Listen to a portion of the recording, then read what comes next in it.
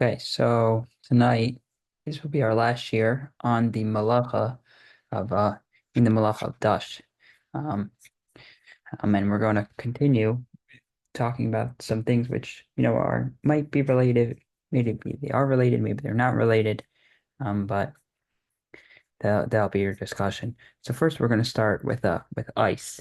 So ice, it's very interesting because the Gemara says that it writes a maraskin as a sheleg, and that means you shouldn't crush up snow.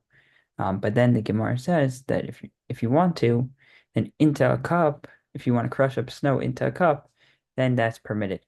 So the question is, why is it prohibited to crush snow in the first place? And then what makes doing it into a cup permissible? So there's basically three different opinions about how to understand the Gemara. And the reason why I'm writing it now is because one of the opinions, the Rashba, he says, the reason why it's prohibited is because it's Xera, it's a decree, lest you come to squeeze your fruit, right? Which is what we're talking about. I mean, Dash, we were talking about squeezing your fruit, how that's not allowed. So the Rashba understands that the whole reason why crushing the snow is prohibited is because, if you're going to crush the snow, it might look, you might eventually come to crush the fruit. Um, but then, so why would doing it into a cup if you're going to, you know, crush the snow into a cup? How does that help you? So he understands that that really means, you're putting your ice, you're putting your snow into a cup, and it's going to just basically melt on its own. So that's where the discussion comes in. But there are other ways of understanding that Gemara, right? Again, it's 2 points. Number one, you can't crush snow, but if it's into a cup, it's permitted. So another approach is Rashi's approach. He says the reason why you can't crush snow is what he calls a molid, which means you're doing a creative activity. Um, and you're basically creating something that's called molid. So to actively crush snow, that would be a problem because of molid you're creating. Um, but if it's going to melt on its own, then that's not a problem, right? Then that's going to be okay. And there's a third opinion of how I understand this Gemara, which is another one of the Rishonim, Sefer Truma. He seems to say that this is another prohibition, which is called no lad, which means something new has been created in the world, right? So there was no liquid, there was no water, but then when you crushed up the snow, you crushed up the ice, now there's water. So you created something new in the world which didn't exist beforehand. Um, so if that's true, right, then even into the cup, it should help you. So he says that, you know, theoretically, yeah, but because the cup has water in it already, so then it's not like you created something new because it came into this taroves, a mixture. So that's how the Sefer Truma understands the Gemara. Um, but what comes out is that it's very important to which way of understanding this Gemara is correct, because there are different halachic ramifications that come from that. So the Sefer Truma, for example, he says since it's about creating something new, so he has a halacha that he writes that you can't. He writes this food called empanada. So I guess they had empanadas. He says you can't put an empanada near the fire because it's going to create new oils and fats by turning the solid into a liquid. So that was a halacha that he wrote. But anyway, so the Shulchan Aruch, um, writes this in the halacha about about crushing the snow. But he writes that it's permitted to put this empanada food near the fire. So seemingly the Shulchan Aruch is saying is that we don't need to worry about this idea called nolad, of something new having been created in the world. Um, right. So according to the Shulchan Aruch, it's just Rashi's understanding that moled, you're doing a creative activity, or the Rashba that you're causing something to you're doing something which looks like squeezing. But the Ramah, he writes that maybe you should be machmir, and for the Sefer Truma. Unless you should be stringent, unless like it's a time of real need, then don't be machmir. So that's important because let's say you're talking about you go on Shabbos and you have a you want to take a frozen water bottle out of the freezer, right? Because that's ice, right? So if you have ice, so that's going to turn into water. So according to, if now that we have our three different opinions in the Rishonim, so think about it. According to the Rashba's understanding, who held that the whole idea of crushing snow is a problem because, it's rabbinical decree. Maybe it's going to look like you're crushing fruit. So that would seem to not be a problem at all. Of course, you could take a water bottle out of the freezer. Nothing to do with squeezing, right? But and according to Rashi's understanding, what he said is, you're doing this activity, this active activity to to turn the snow into ice. So it seems also that taking a water bottle out of the freezer is it's not a problem because but it might turn into water, but it's not gonna happen directly. It's gonna come through a groma. It's gonna come, not indirectly, but according to the way the Sefer Truma understands the Gemara, which is that it's all about something new being created in the world, right? So then it would seem to be a problem because now you're taking ice, which doesn't exist, and now there's something new which is being created, which is water.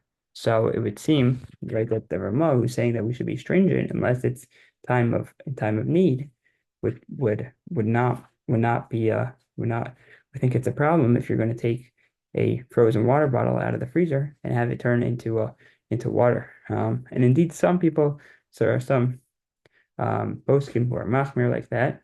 But even if you wanted to, one thought to be machmir like that, there is an important kula here, is an important leniency, which is that if we look at the Gemara again, right, even the way the Sefer Truma was reading it, he still maintained that if it was put into a cup, it's going to be permitted. So that would mean, right, if you want to melt ice, right, all you would need to do is put the ice into water.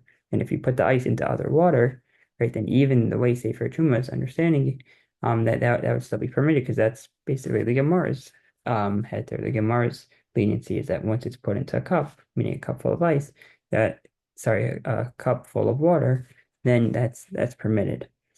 Yeah, so the different opinions. The Orchel Shabbos, he says that you could be lenient. By Ribbi, it says most poskim support the Rashba's view, but the minhag is to be machmir to accept both Rashi and the Rashba, but he doesn't mention the Sefer Truma, right? So by putting into a liquid, even to a hot liquid, is not a problem since ice dissolves into the liquid and then there's no visible change to the ice. It's out. So he says to put into a liquid is totally permitted, but he says pouring hot liquid over the ice is actively melting, right? And then that would be a problem because that would be like how Rashi understands it, which is that you're actively making something new. What about can you make ice? What if someone wants? So that's about turning ice into water. So it seems if you want to turn ice into water, it would seem to be only a problem according to the Sefer Truma, both Rashi and Rashba, which are the main understandings. It would seem to be it's not an issue. But even if those who are machmir for the Sefer Truma, if you're going to put it into water, then it's totally permitted. What if you want to make ice? So if you wanted to make ice, it would seem according to Rashba, just based on this understanding, right? He held the whole thing is, might look like fruit. It might look like squeezing fruit. So it'd be, it obviously has nothing to do with making ice, so it would be not a problem at all. According to the molded issue, Rashi, he would also seemingly think it's okay because, it's indirect. But again, according to the Sefer Truma's understanding, which is that it's all about creating something new, right? So now you're taking liquid and you're turning it into ice. So maybe that's creating something new. That should be a problem. So it would seem though, that there's a lot of room to be lenient in this halacha since we don't seem to even really paskin like the Shulchan Aruch. The Shulchan Aruch doesn't mention it, and we're even not really sure what he says. Rabbi Vadi says it's completely permitted to make ice on Shabbos. Others disagree. Shmir Shabbos says it could be a problem because of Nolad. So someone should ask their local rabbi if they want to make ice on Shabbos. Um, Discussion also comes up in terms of like whipped cream. Someone wants to take whipped cream out of the can. So would that also be the same? Some say that you know that might be totally different because for a whipped cream, it's going to turn back into like the liquid state, even if you after a few minutes. So it's not a problem. Um, what else does it come up? Say maybe salting a driveway, right? Because salting a driveway, you're actively turning the ice into water. But also the poskim are lenient about that because it would only seem to be a problem again according to the Sefer Truma's understanding, and that's anyways something which is where it's only really a chumrah.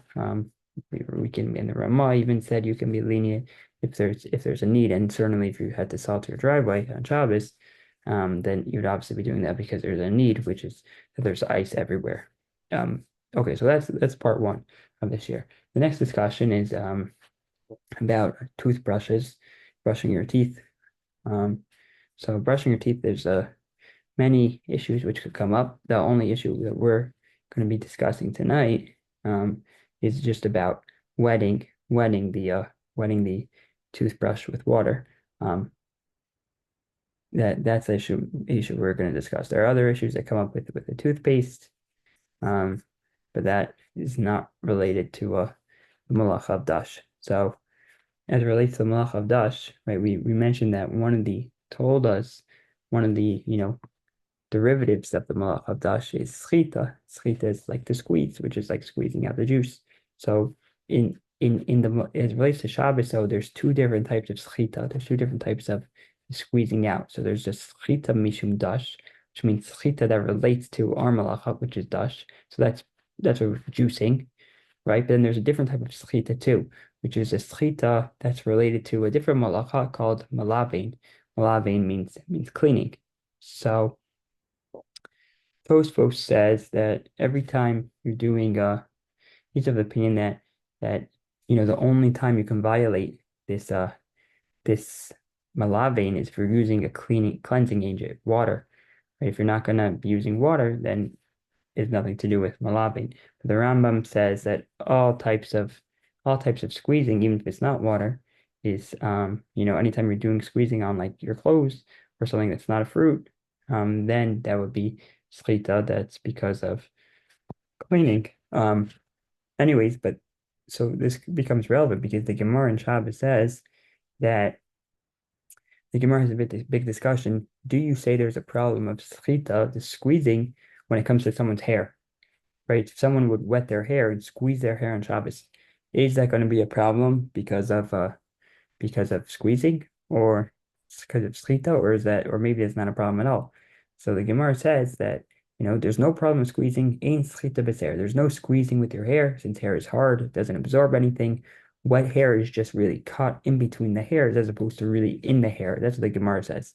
The Gemara says that, so there's no violation of schita when it comes to your hair.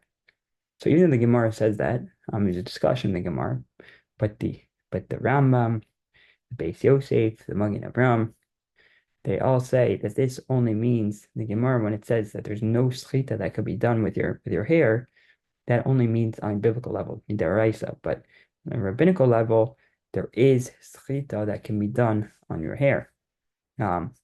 Okay, so what does that have to do with the toothbrush? We're talking about brushing your teeth. We're not talking about taking a shower. So Rav Moshe has a tshuva that he says, it's an Orach Chaim, Chelik Aleph, part 1, number 12.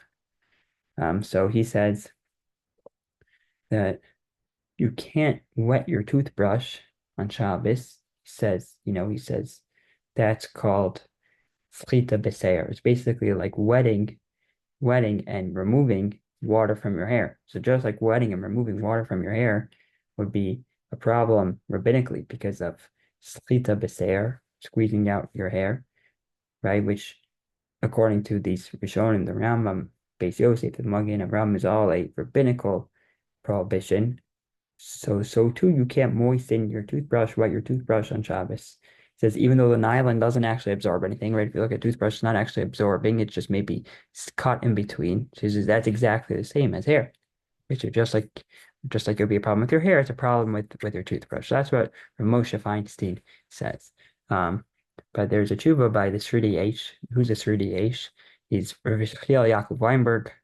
He was in 1939. He fled from Nazi Germany, and he became, he was in the Warsaw Ghetto, where he was a prominent leader.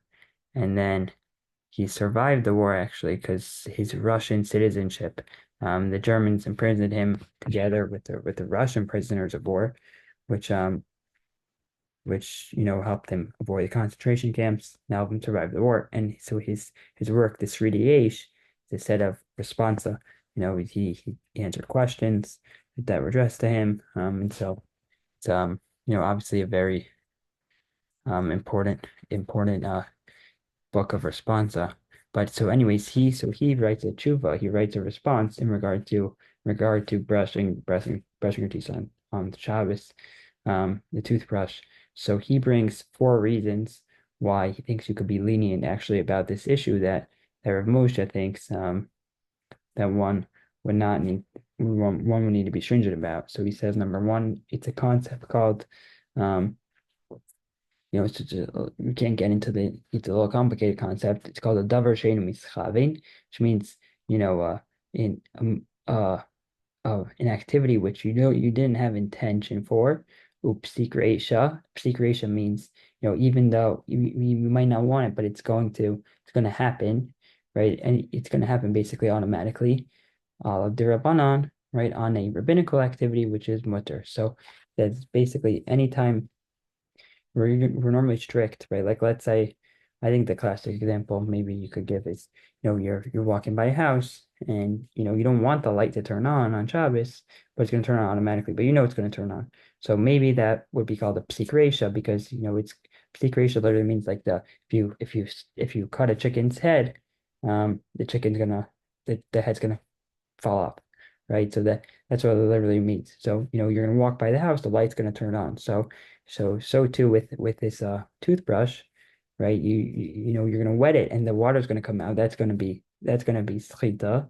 That's gonna be like squeezing, but you don't really intend for it to happen. Might happen automatically, but you don't really want it to happen. Okay, so you normally we're stringent about that, but if it's on a derabanan, if it's on a rabbinical prohibition, so maybe then that's permitted. That seems to be a machlokes among Mag and Avram. He says it's permitted. Machzis Shekel, he seems to maybe also agree, but that's one reason why he's lenient. Another reason why he's lenient is that it's the it's all going out. It's like when we're talking about the milk, right? If you needed to someone needs to nurse on Shabbos, and as long as they do it in a way where the milk is ruined basically right away, so then that's for sure not a problem. So too here the water's all like you don't care about it anymore. Once you're still brushing your teeth, so that's not a problem. There's another leniency is that it's a sponge that the uh the Rambam writes that you can use the Shulchan Aruch writes also if you that you can use a sponge with a handle on Shabbos. So there's debate what we say about that, but that's the simple understanding that you can use a sponge with a handle. So he says so too. This is basically like a sponge with a handle. And then finally, based on the Gemara, he says there's another leniency, is that the Gemara says that one can take a bath in these hot springs of Tiberia and dry themselves off with a towel. And we're not worried that they're going to squeeze the towel, because then you will prohibit them if you're going to say that they can't basically bathe in these springs of Tiberia, then no one's going to wash themselves, and that's basically a decree that the public isn't going to be able to keep. So if you tell people you can't brush your teeth on Shabbos, right, no one's going to be able to keep that. So you have to be lenient about that. So that was the 3DH's four reasons to be lenient. That one, it's something, it's going to happen. You don't really intend for it. It might happen on its own, but it's on a derabanan. Number two, it's going to waste. Number two, it's maybe you could say it's like a sponge and it's with a handle, and a sponge with a handle is permitted. And then finally, no one's going to be able to keep it if you tell people not to brush your teeth. So ultimately, the Sridei Eish had companions who joined them in permitting this. Shlomo Zalman said it's ultimately permitted, although Shlomo Zalman wanted you to use different toothpaste. If you go to Israel, they sell this like special toothpaste. I don't know all the details about why the toothpaste was required, but he required a different toothpaste. Rav Soloveitchik, Rav Schechter, they thought it's not a problem. You could brush your teeth, provided you were safe. Also permitted you to to wet your toothbrush in this way. So ultimately, I think many people are lenient to brush your teeth on Shabbos. Thank God, right? It would not be good if we couldn't brush our teeth. Um, okay, so that's as relates to tooth toothbrushes. And then, there's lots of discussion about swimming on Shabbos. You can't get to all the potential issues, but we'll get to a couple of them. So number one is, very related to the toothbrushes is the wet hair, right? The Gemara, like we talked about, quoted different opinions about can you squeeze your hair, right? Is squeezing your hair on Shabbos an issue? So the Gemara seems to conclude, right? It's a machlokes among the rabbis, the Amoraim in the Gemara, and it seems to be that we paskin like the rabbis who say ein schita, there is no issue of squeezing around Shabbos. But the it seems to be that the Rambam and the Rishonim paskin that it's still an issue rabbinically. So what come out from the Gemara is that, and from the end of Rishonim is that it is a violation to squeeze one hair, albeit a rabbinical violation. In addition to that, a person should be smart. If you're used to squeezing out wet hair, if you're used to squeezing out your hair every time it's wet, then you should probably not wet your hair so much on Shabbos. So there are different opinions here that some say, you shouldn't wash your face that have hair. The Shmir Shabbos says he was lenient. He says water is let's say you're drying. He talks about drying his beard. He says that the water goes to waste when you're drying your beard, so you can actually dry your beard on Shabbos. And therefore it would come out that if you're going to take a shower, not just on Shabbos, on Yontif, you can dry your hair with a towel. Others say you shouldn't dry your hair with a towel because then that's a problem. But so that's one potential issue about swimming on Shabbos is the wet hair. But it seems if you don't use a towel to dry your hair, then when you just air dry, then everyone would say that's not a problem. The other issue, which is a potential issue, is wet bathing suits. The Gemara on Shabbos says that the way you walk on Shabbos shouldn't be the way you walk during the week. For example, it says don't jump into puddles on Shabbos and don't walk in the puddles. Why not? Because sometimes your clothes might get wet. And then if your clothes are wet, what are you going to do? You're going to squeeze your clothes out. And, but, but if you have no other option and you need to be in a puddle, then I guess it's allowed, but don't jump into puddles on Shabbos. So, it seemed like that's not so hard. We're okay not jumping into puddles. But the Ramah, he says, okay, but what do I learn from this Gemara?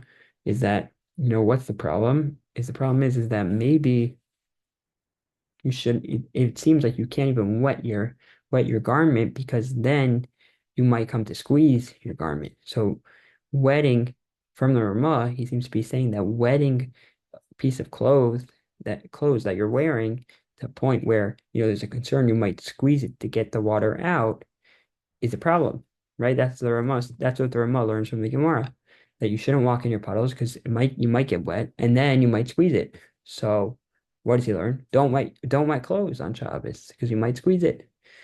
The Gemara though seems to, indicate times where it may be even permitted to wet your clothes. That that the Gemara talks about, visiting your Rebbe on Shabbos, that they you could walk even through this puddle up to your neck. So Tosfos says, if you're doing a mitzvah, it might be a little bit different. But Rav Moshe learns from this Ramah that he says it's prohibited to wear a bathing suit that gets wet, even if you're not swimming, because when it gets wet, that's going to be a problem according to the way the Ramah was understanding that Gemara. So Rav Ovadia, he argues on that. He says, I don't know if you can learn the same thing from there. He says, first of all, a bathing suit is it's a piece, it's an article of clothing which, everyone's pretty okay if it gets wet. Um, and that's based on also another halacha in Shulchan Aruch that Shulchan Aruch writes that if there's a piece of clothes that's designated to get wet, you don't need to worry that you're going to come to squeeze it out because you're obviously very okay getting it wet. It gets wet all the time. In a bathing suit, person's always okay getting wet. It's made to get wet, so you're not going to squeeze it out because you don't. I'm saying you're very okay for it getting wet. Um, Right, and the Mishnah Berurah says similarly that something which is always wet, you don't need to be worried that you're going to come to squeeze it. And then he brings the third reason is that you don't need to be worried you're going to squeeze your bathing suit because you go to the pool and then you get out of the pool and you just change your bathing suit. So you don't need to you don't need to worry about that. But so that's one of the issues that may or may not come up. It depends. It depends if you're understanding. If you're understanding it like Rav Moshe, it seems to be like even just getting your bathing suit wet is a problem, and that's for that reason alone you can't swim on Shabbos. But Rav Ovadia seems to be saying that's not an issue at all. Rabbi Leibowitz, when he was telling to us in cheer, he said that he said kids every time they get out of the bathing suit, what's the first thing they do? This is what he said. I've never personally seen this, but he said that the kids they all just wring out their bathing suit. So that's for sure a problem, right? If all the kids come out of their bathing suit and they wring it out to get the water out, then that's this issue. And that's shchita. And so then it would be not only it would be if I mean it's important to understand that if that's a concern, it's not just that they're not allowed to squeeze out their bathing suit. That's for sure true. But then it would come out is that they're not even allowed to get their bathing suits wet, and they can't swim. But I just don't know if that's I've never personally done it. I guess there are people who do squeeze out their bathing suits. But okay, finally, yeah. In our last What discussion about is if you wear a bathing suit that doesn't get wet, like a dry fit or a dry fit. I mean, they still uh get wet. The dry fits no, I'm saying like they have bathing suits that that don't don't absorb anything. yeah, that you don't need to that can't be squeezed out. Yeah, I mean, Like the then they're gonna have swimmers' bathing suits. this very, yeah, and I'm sure they'll find a different reason to not let people swim on Shabbos, but it would seem like that's not an issue anymore. This issue, if you can't squeeze it, you can't squeeze it, right? Okay, and last discussion for the night, um, it's a very relevant one for me. Baby wipes, thank God, very relevant. So, because when you take a wipe. There's, kind of water inside the wipe, and maybe you're squeezing out the water as you use the wipe. So the Minchas Yitzchak, he has a tshuva, um, Dayan Yitzchak Weiss. He says the whole point of having moisture on a baby wipe is so that it comes out on the baby. So he says that's called schita. That is called schita because you actually do want the water to come out, right? It's not like the water is just, it's not like the water is like being thrown out right away. You want the liquid to come out because then it makes it easier to wipe. So he thought that would be an issue on Shabbos. Um, Rav Ovadia disagreed. He said, no, you can use it gently and it's permitted. And he brought a few reasons to be lenient. He said that based on, the tshuva that we read from the Sridei Eish from Yechiel Yaakov Weinberg about the toothbrushes, he says this is just like the water in that situation, was made to throw out right away.